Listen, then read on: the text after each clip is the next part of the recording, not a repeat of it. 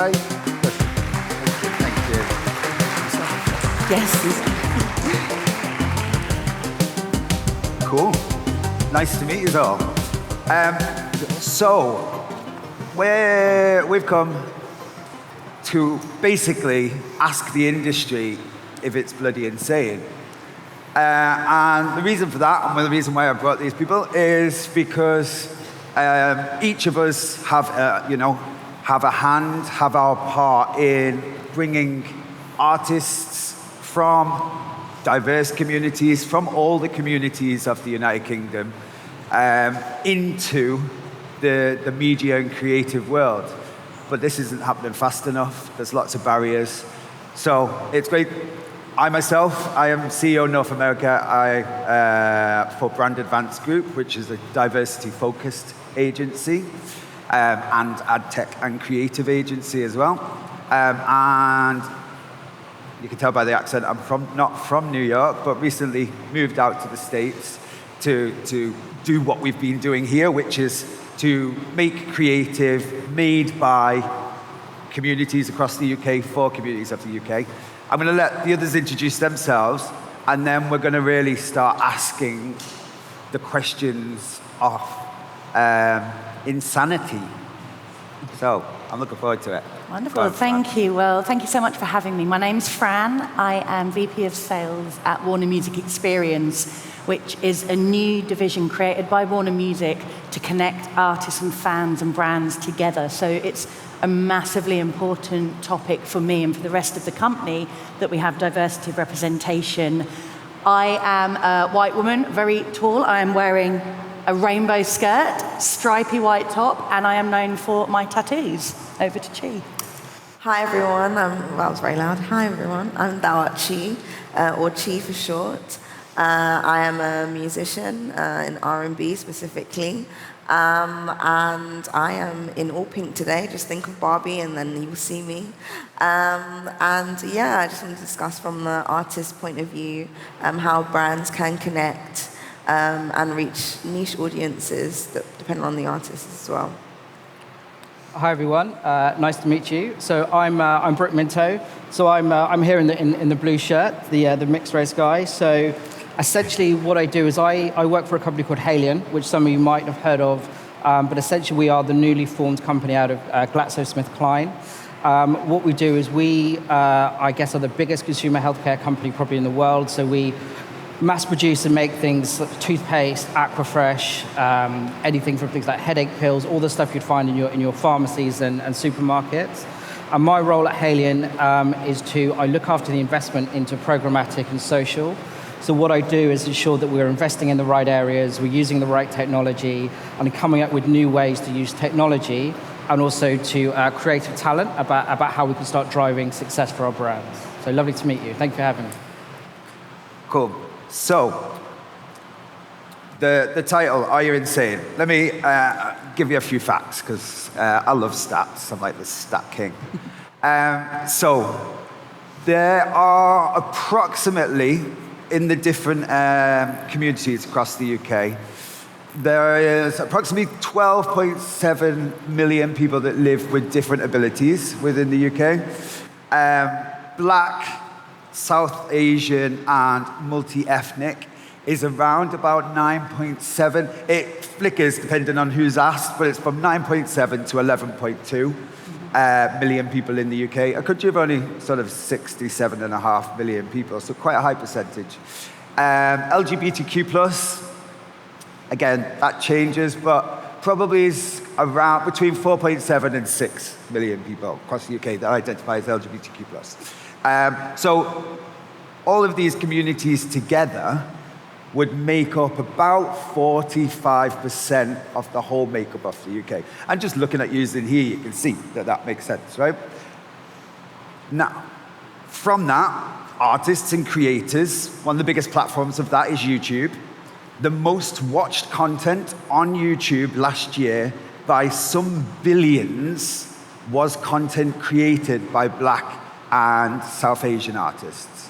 All right, second to none. Nothing else on YouTube was viewed more. I had the privilege last year of being the keynote speaker at YouTube, And after me, gobbing off with my Mancunian accent, they came on and told everybody the stats, blew everyone away that it's the most watched things. And I'm sure some of you here watch YouTube, but especially artists. Really sorry, there was another special guest as well. There was a drill artist meant to be on here, who you can meet if you go out into the car, because he's not feeling very well, but he's sat in a car in the car park.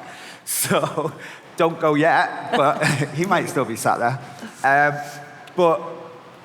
So artists like Shaky, create content, music videos and content, and it's the most watched. Now the flip side of that is 80% of that content is blocked by brands. Sometimes goes up to about 95%, but 80% of that content is blocked. So it means all of them artists like Chi and others cannot monetize because brands block it, thinking that it might contain insights to violence, it might have a swear, whatever it might be. Even though it's sat there under the terms and conditions of YouTube itself, it's blocked. And that's what we want to get to the bottom of, really, is one, we're going to have a moan about it, because then they can write about it and do something. Two, give some solutions. So what's your thoughts? Well, do you know what? You can probably tell I'm buzzing to get involved here, because first of all, that it's shocking, but sadly it is very true how much of that content isn't being monetized or really benefited from by brands. And one of the things that Warner Music Group that we are intently focused on is diversity of representation. You know, for us, we want to make sure that no matter who you are, you can see yourselves represented in the artists we sign, in the music that they create.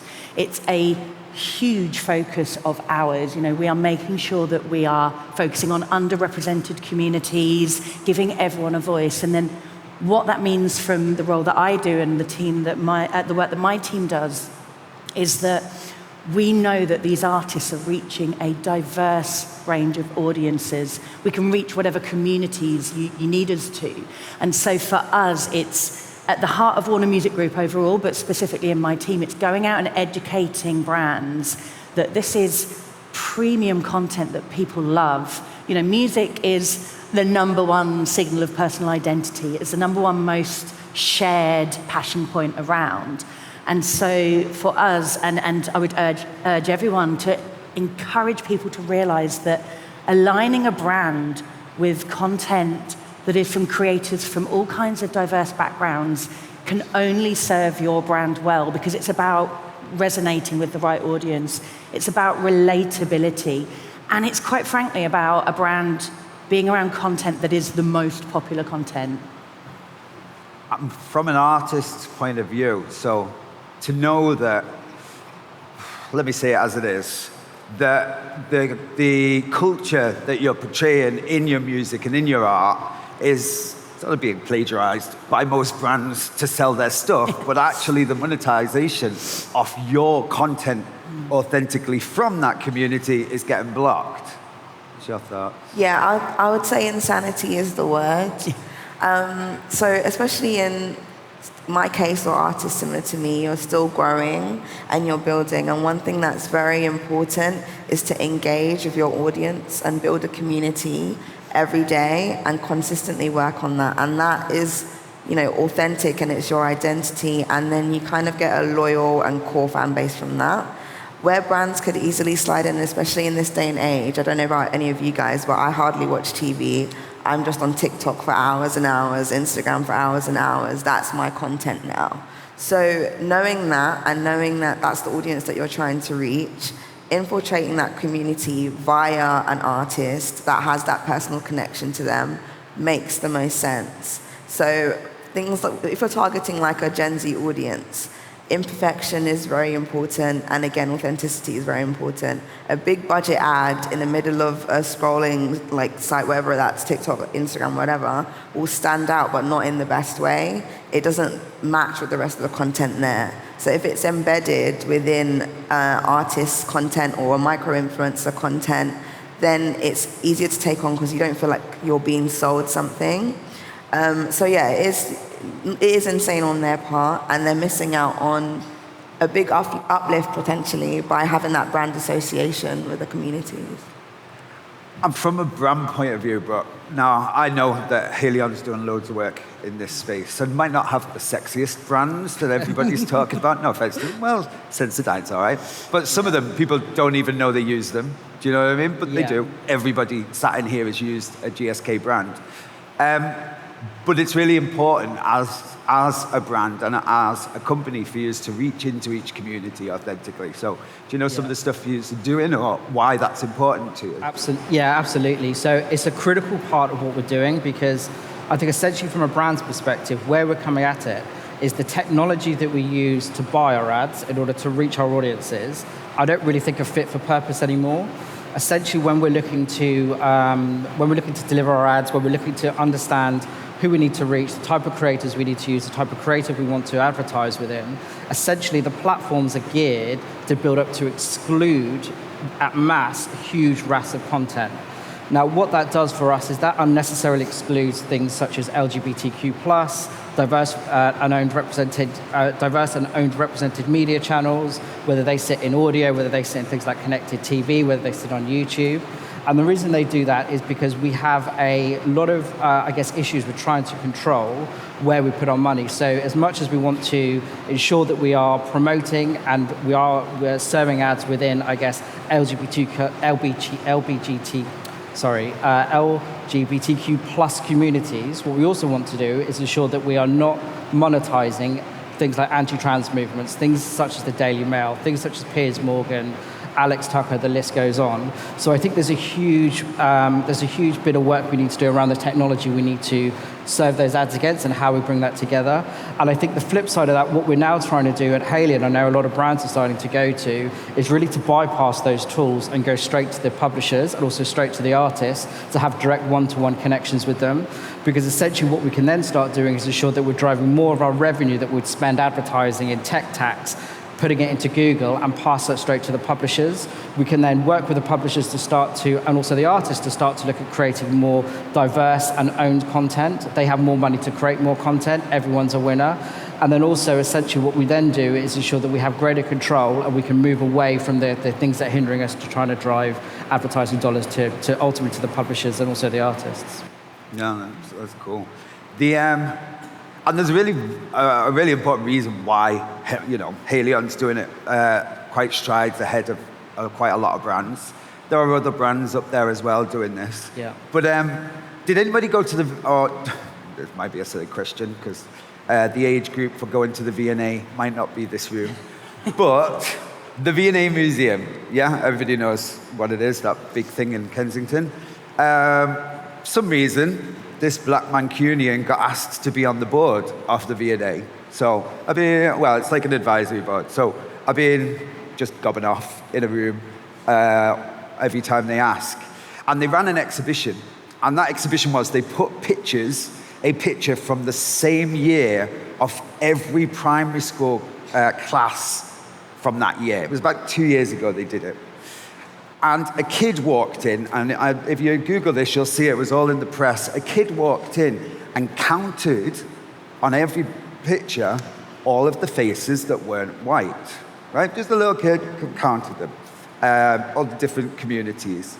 And as he was walking out, said to somebody that works there, "Oh, did you know that 2/3 of all of the pictures in there," because he counted and said the number, 2/3 all looked like me, isn't that good? And walked out.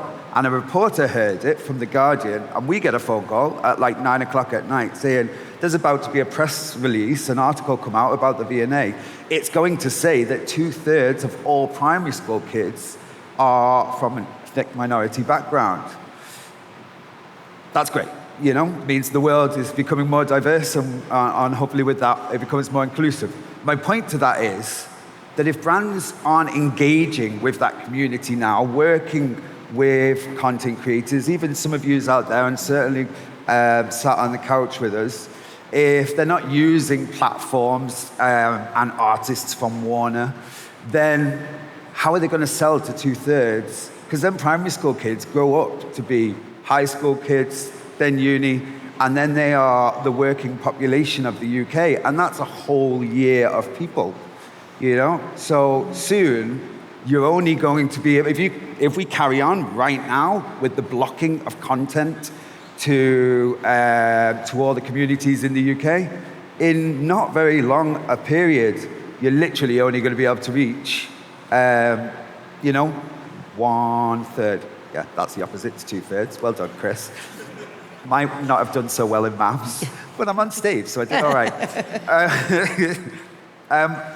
And then secondly to that, my second point, and then I'm going to throw out to the audience and yourselves as well, is think of some of the best ads. This is me saying this, but some of the well-received ads in 2022. I'm a Londoner was one, if everyone remembers that. And then there was another one as well.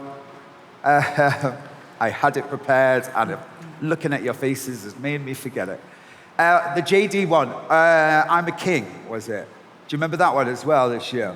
Both of them, very highly influenced by the culture of the United Kingdom from certain communities, did really well for the brand. So I think it proves that, speaking to these communities really elevates brands' sort of presence in marketing. Well, I think also, I don't know if you guys have seen the recent Tesco ad. I think it's for their barbecue range. Yeah. It's just a really sensitively nuanced but everyday portrayal of a black family and their just the normality that they live with. It's two separated parents and they come together over a barbecue, and it's, I'm obviously not speaking from that community, but from the feedback that I've had and from what I can sense from that ad as well, it's refreshing to have that kind of creative that is just, representing a section of the community that is so prevalent in just a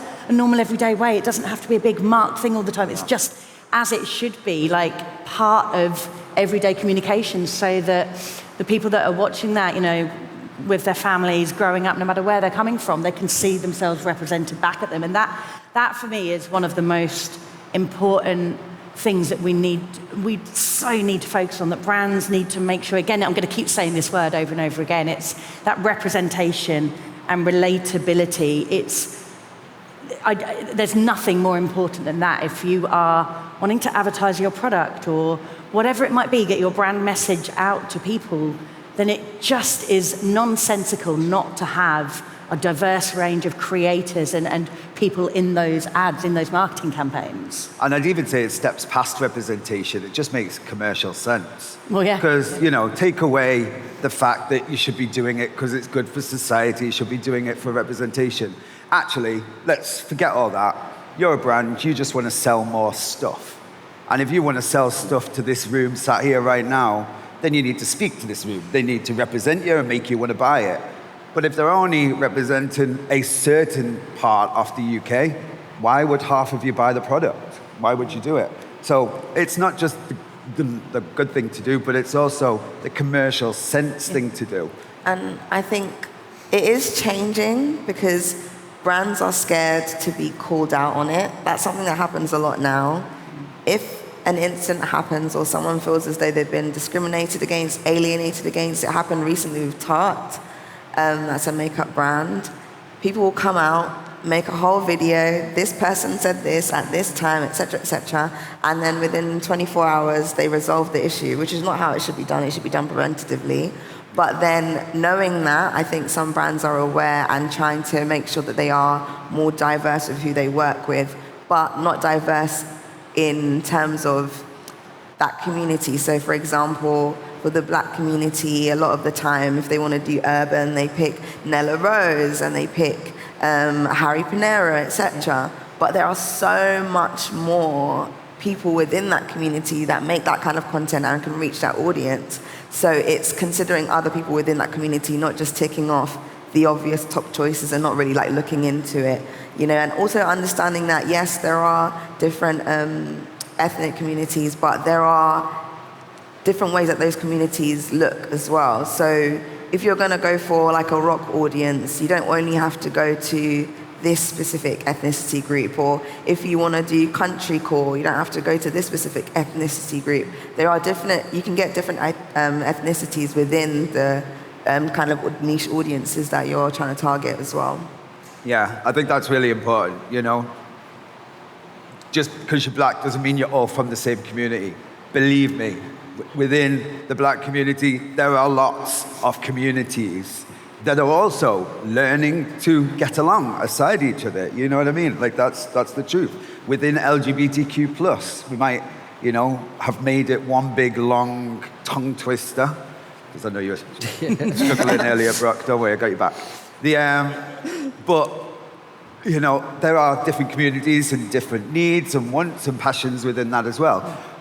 Going back to some of the ads, is there an ad, Brook, that you've liked over the last year? Is there one that you could... I'm putting you on the spot now. Didn't even tell you backstage I was going to ask you this.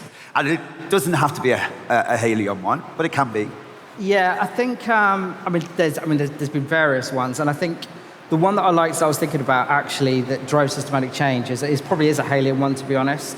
And it was a bit of a thing we did. So essentially at Haleon, what we try and do is, our kind of mantra as we became Haleon is to make everyday healthcare accessible for everyone. So essentially what we did is we partnered with Microsoft around a Seeing AI app. And what it essentially did on World Sight Day was it allowed us to have people who are visually impaired, people who struggle to understand the complexities of our products, what's in the products, how they work, to be able to use the app to hover over the product so it would tell them in real time what is it, what it can be used for, how it can work, how it can demonstrate change. I think the brilliant thing that it did is not only was it a great piece of work that fundamentally answered a solution, gave a solution to a problem, but it was quite a pivotal piece of work because internally at Haleon, what we try and do, we have a load of champions and allies that are trying to drive it forward, but it fundamentally changed the business into how we start thinking, because it then started to think, okay, well, how can we move from doing spot supporting things like Pride Week, spot supporting things like Black History Month, to now be always on and to have an always on presence around inclusion and diversity and equity. Yeah. Because essentially what that then did is it fundamentally changed how we work and what we want to deliver. And go back to your earlier point, I think when we start to look at really how important it is to be inclusive, we know from this, we spend billions on digital marketing. Honestly, we're probably one of the biggest spenders in the world. Essentially what we know is that from the data we see, 70% of the performance, whether that be sales, brand uplift, sales uplift, whatever, essentially comes from the creative. So it doesn't matter whether you're on YouTube, TikTok, how much money you put behind it, the creative has to be on point. What we also know then essentially with that is when we start to include diverse-owned publishers, we start to be accessible for everyone. We see a 20% increase on top of that. So what then fundamentally we need to start shifting towards as a brand, really from a commercial aspect, we know it works, we know we can start proving it out, and what we then want to then start doing is extrapolating that throughout the rest of the year to ensure that we're continually on and continually starting to invest and start using. But then alongside that, to go back to the side, I'm sorry, I'm waffling a little bit. No. I think what there essentially is what we're trying to do, and I think the industry needs to look at, is how do we start educating the people that we work with? How do I start educating global media teams? How do I start working with media teams in France, Germany, UK, Middle East, etc., to understand really what that accessibility and diversity looks like in their region and how they can start bringing that together. And then also the agency partners as well. And then the publishers. So to bring that to life, we need to have diversity across every single aspect of where we are. What you're saying there, that is exactly it. It's that it can't just be in one aspect of a company or an ethos. It can't just be in your ad creative. It's got to pervade the whole company and all the partners you work with. And so I was trying to say this, talking about tongue twisters. Warner launched a Diversity, Equity and Inclusion Institution, easy for me to say, last year. And again, it's that idea that we want to live and breathe those principles throughout every part of the company, every team, no matter which part of the music industry you're working on, whether it's more on the media side like mine or it's signing new artists, it's making sure that we have those principles at the heart of what we do. We hired a head of DEI, a fantastic guy called Dr. Maurice Stinnett, who is making sure that we're accountable as well. I think that's a really important part. It's not just talking the talk, you've got to walk the walk as well, and making sure that it becomes, and I feel like I'm repeating myself to a certain extent, but I think it's because it's worth repeating, that it needs to become the norm. It needs to become just what people expect, and they expect no less than that at every part of a company that you work for, every, whatever kind of content you're engaging with, whatever type of brand you're engaging with and product you're buying, it needs to be present in every level of that? No, 100%. We don't want to just be on stage and talk for 45 minutes about how great we are and how not great other people are, and then get off stage. We want to make sure you can take something away. So I'm going to go through and ask, what tangibly can, young people coming into the industry do? And then also, what can your peers do as well? Do you know what I mean? What can brands do, etc.? Yeah. What can brands and platforms do? But one thing I think, firstly, is, and I've been saying it quite a lot recently, but this is another stage, so I'm going to say it again. And that's about allies.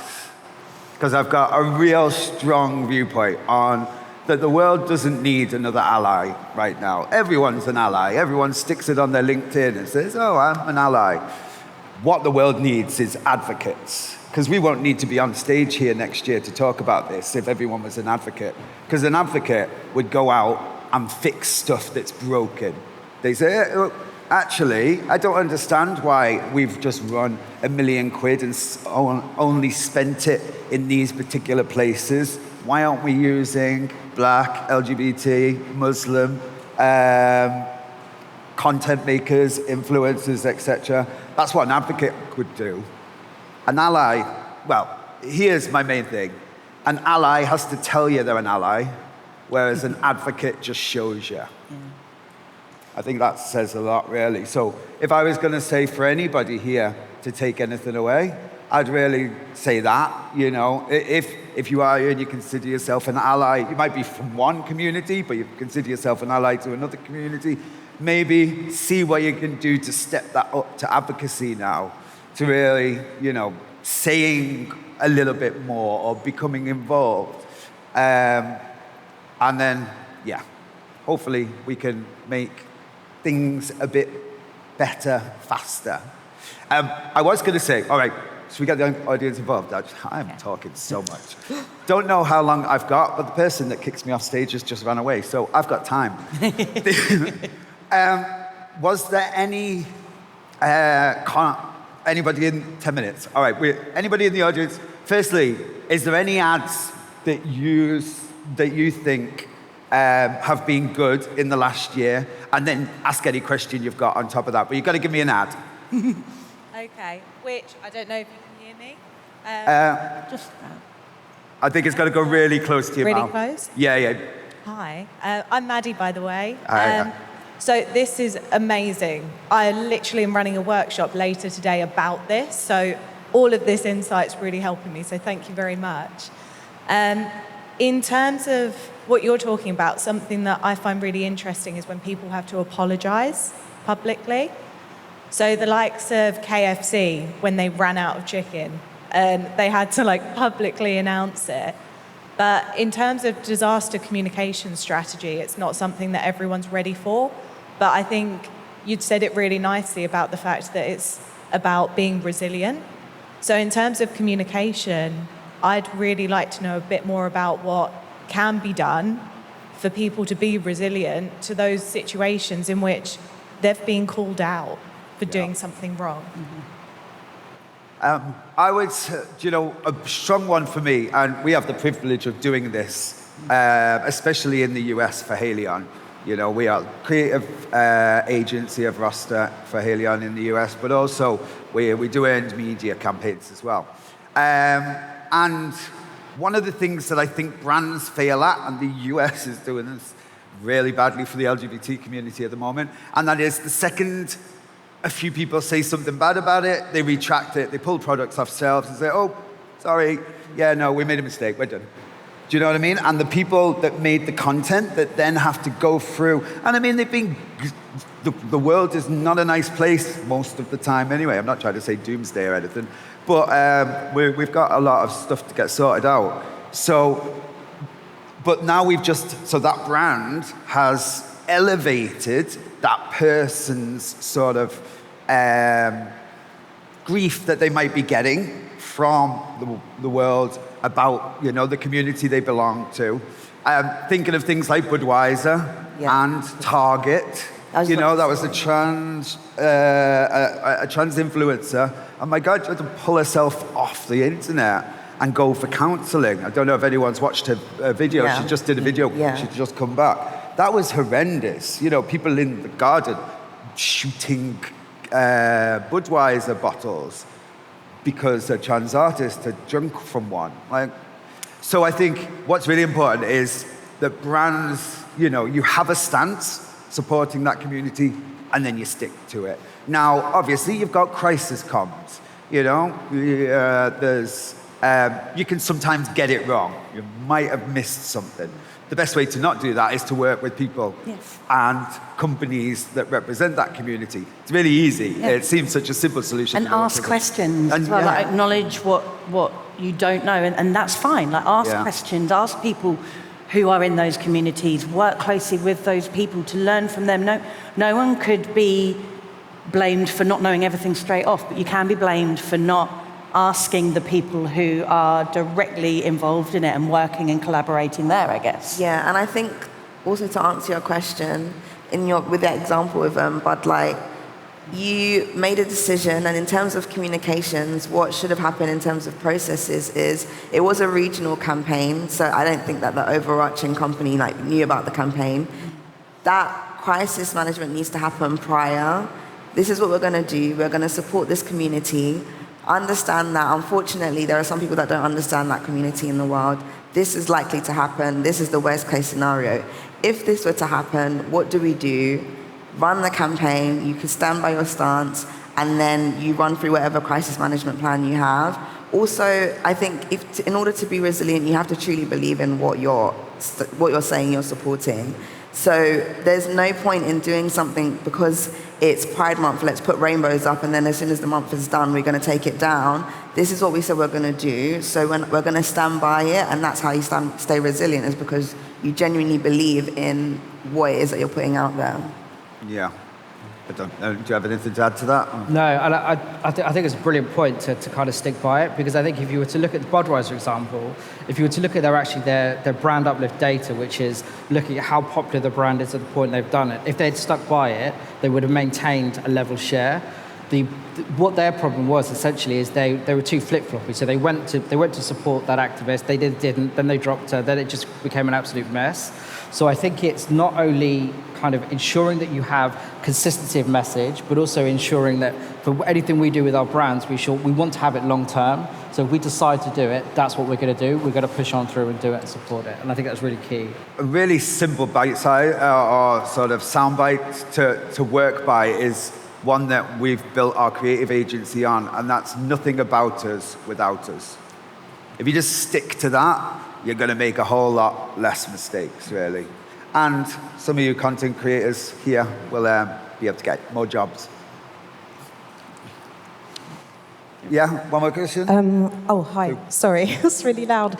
Just in answer to your question about an ads campaign, one that really stuck to me was the Sky one, where everyone was kind of sitting in front of the telly with a Sky. It was like the TV, Sky TV, and also the Virgin Cruise, because I feel like the ads where you feel like you're missing out are like really key. So I remember being like, am I the only one who's not involved in this ad? But my question really, just a bit background, I'm Natalie.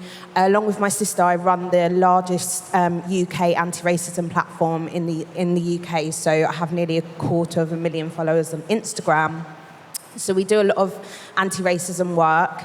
And so I really relate with what you're talking about with kind of working with brands, because a lot of people will say, oh, wow, well, your platform's huge. You should be getting all these, these deals and these ads, and no one wants to work with an anti-racism platform. It's kind of like, we'll get the right person to kind of do it. So that's been quite tricky to kind of navigate. So to try and keep a career on social media has been tricky. So taking that outside of Instagram, doing lots of training, and we're actually doing some training with GSK soon in October. But I guess my question is around you talking about more diversity, which I think is key. It's so important. I hear that. But what do we do when brands are just working with people for diversity for a tick box? How do we keep marginalised influencers and people safe when working with brands? Because I get so many messages from people. I've got one in my inbox now from someone who worked with the White Company. I mean, but they are saying, how they've had a racist incident. I really can't make that up. But how do we keep people safe? Because actually this stuff is systemic, it's not just this surface. Let's just chuck a black person or a disabled person out and then we've done a tick box.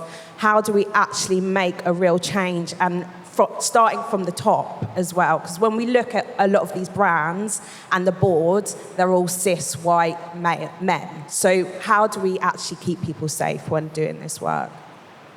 Yeah, I don't know the answer, because I wouldn't be sat on this stage. I'd be in every company telling them what to do and making a shed load of money.